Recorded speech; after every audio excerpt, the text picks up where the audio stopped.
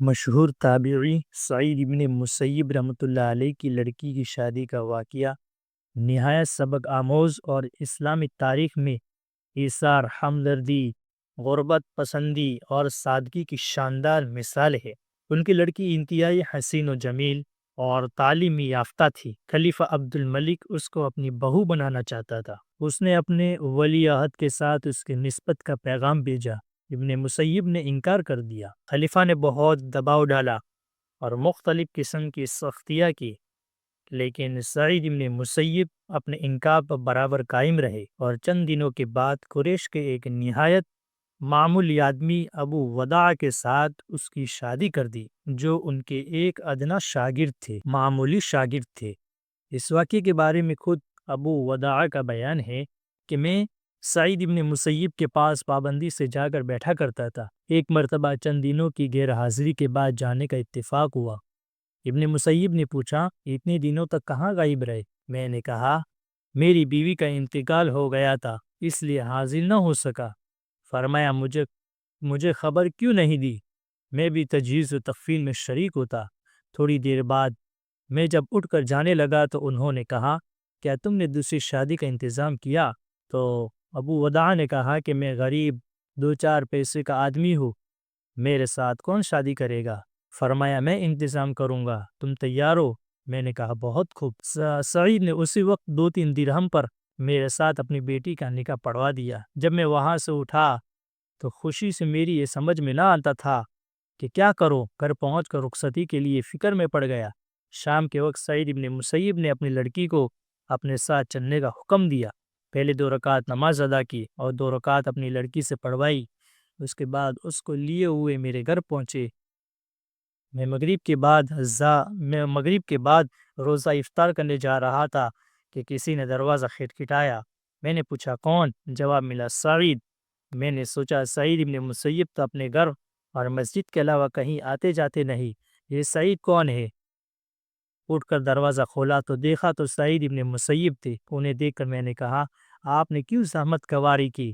میں خود آ جاتا۔ فرمایا، نہیں، مجھے تمہارے پاس آنا چاہیے تھا۔ پھر فرمایا، تم تنہا آدمی تھے اور تمہاری بیوی موجود تھی۔ میں نے خیال کیا کہ تنہا رات کیوں بسر کروں، اسی لیے تمہاری بیوی کو لے کر آیا ہوں۔ وہ ان کے پیچھے کھڑی ہوئی تھی۔ انہوں نے اسے دروازے کے اندر کر کے باہر سے دروازہ بند کر دیا۔ میری بیوی شرم سے گر پڑی۔ میں نے اندر سے دروازہ بند کر لیا۔ اس کے بعد چھت پر چڑھ کر پڑوسیوں میں اعلان کر دیا کہ آج سعید ابن مسیب نے اپنی لڑکی کا نکاح میرے ساتھ کر دیا اور اسے میرے گھر پہنچا گئے۔ میری ماں نے دستور کے مطابق 3 دن تک اس کو بنایا سنوارا۔ بننے سنورنے کے بعد میں نے اس کو دیکھا تو وہ نہایت حسین، کتاب اللہ کی حافظہ، سنت رسول کی عالمہ اور حقوق شوہر کی واقف کار عورت تھی۔ میرے بھائیو، اس واقعے سے ہمیں چند عبرت آموز سبق ملتے ہیں۔ ایک تو کہ یہ لڑکی پڑھی لکھی حسین و جمیل لڑکی جو ایک جلیل القدر محدث تابعی کی پروردردہ تربیت یافتہ بچی تھی۔ دوسرا، شہر میں اس کے علم اور حسن و جمال اور سیرت و کردار کے چرچے تھے۔